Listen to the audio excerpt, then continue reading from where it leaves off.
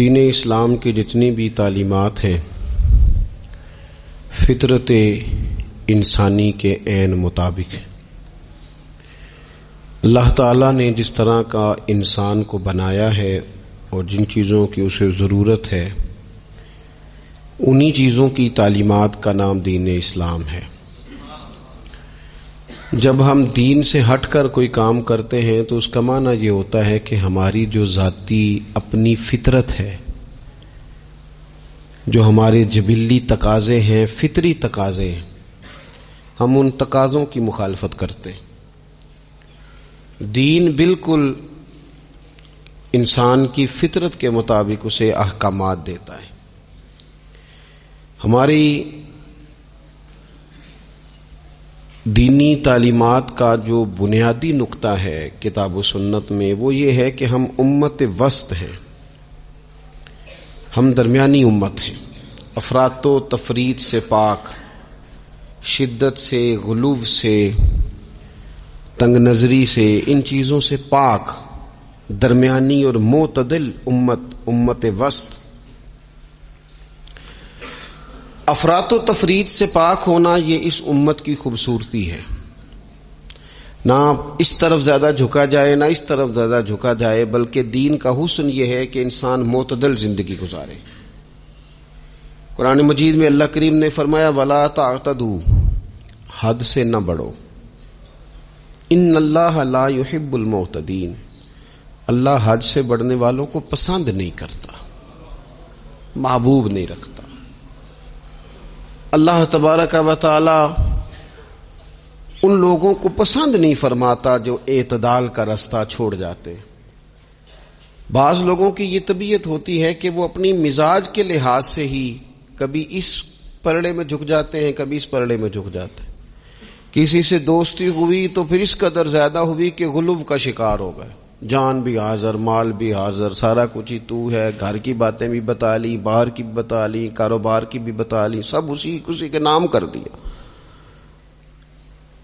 لیکن جب اس شخص کے ساتھ اختلاف ہوا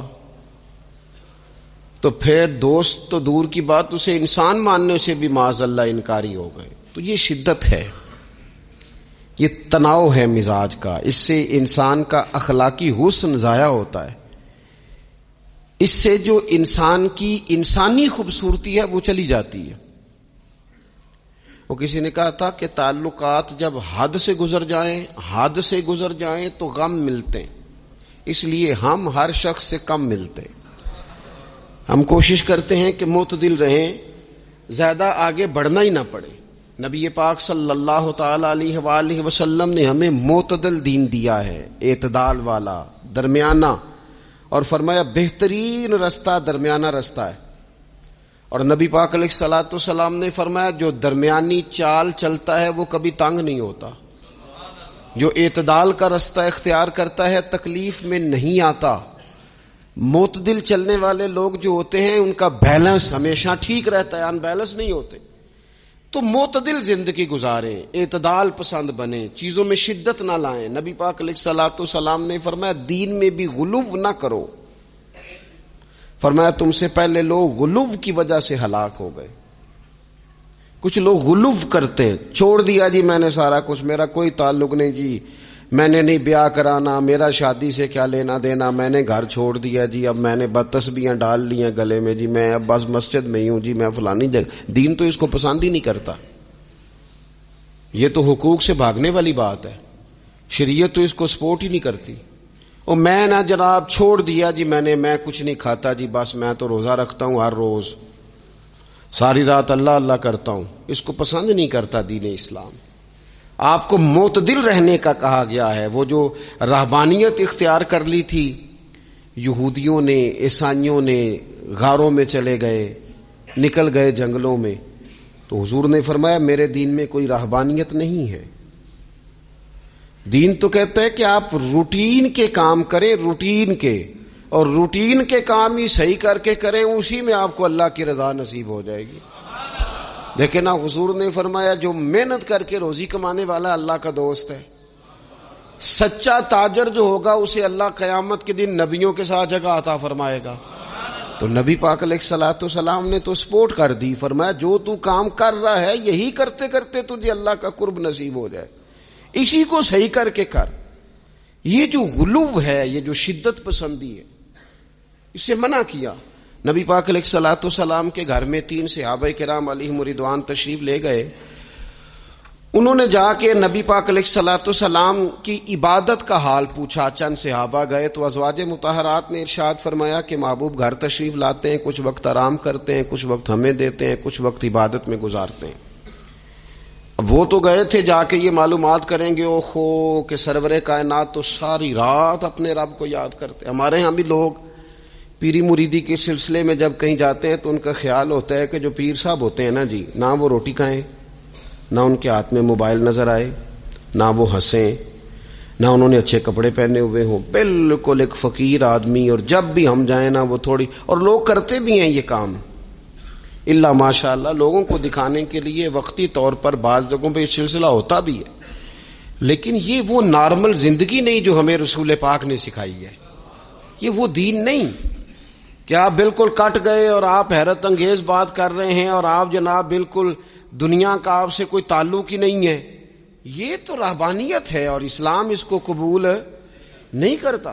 وہ صحابہ کرام علیہم رضوان نے نبی پاک علیہ السلام کے احوال شریفہ سنے تو وہ کہنے لگے کہ نبی پاک کے صدقے تو اللہ اگلے پچھلوں کو معاف کرے گا، حضور تو محبوب ہیں۔ یہ سن کے اب انہوں نے اپنے دل میں جو ارادہ کیا، کہنے لگے محبوب تو وراء الورا ہیں، لیکن ہم چونکہ گناہگار لوگ ہیں، عام آدمی ہیں، ہم اس طرح کریں گے کہ ہم ساری رات اللہ کی عبادت کریں گے۔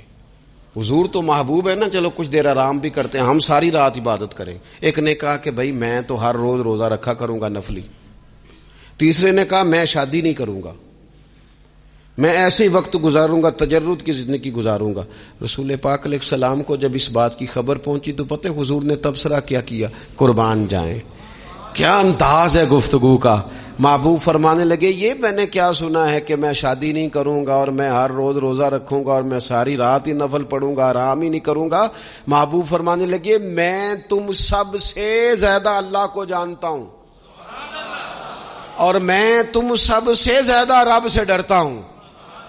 حضور فرمانے لگے میں نے تو شادیاں بھی کی ہیں، میرے تو بچے بھی ہیں۔ حضور فرمانے لگے میں تو روزہ بھی رکھتا ہوں اور میں تو نفلی روزے چھوڑتا بھی ہوں۔ محبوب کریم علیہ الصلوۃ والسلام فرمانے لگے میں تو رات کو عبادت بھی کرتا ہوں اور آرام بھی کرتا ہوں۔ اللہ کے رسول صلی اللہ تعالی علیہ وسلم ارشاد فرماتے فرماتے بات کہاں تک لے گئے؟ حضور فرمانے لگے اپنے یہ سارے طریقے، اپنی یہ سنت حضور بیان کر کے کہنے لگے سن لو بھائی، جس نے میری سنت سے منہ موڑا اس کا مجھ سے تعلق ہی کوئی نہیں، میرے طریقے پہ چلو، جو میں تمہارے لیے اسوہ چھوڑ کے جا رہا ہوں اس اسوے کو اپناؤ، اس طریقہ مبارکہ پر عمل کرو، اعتدال نہ چھوڑے کبھی بھی۔ غیر معتدل ہو جاتے ہیں لوگ،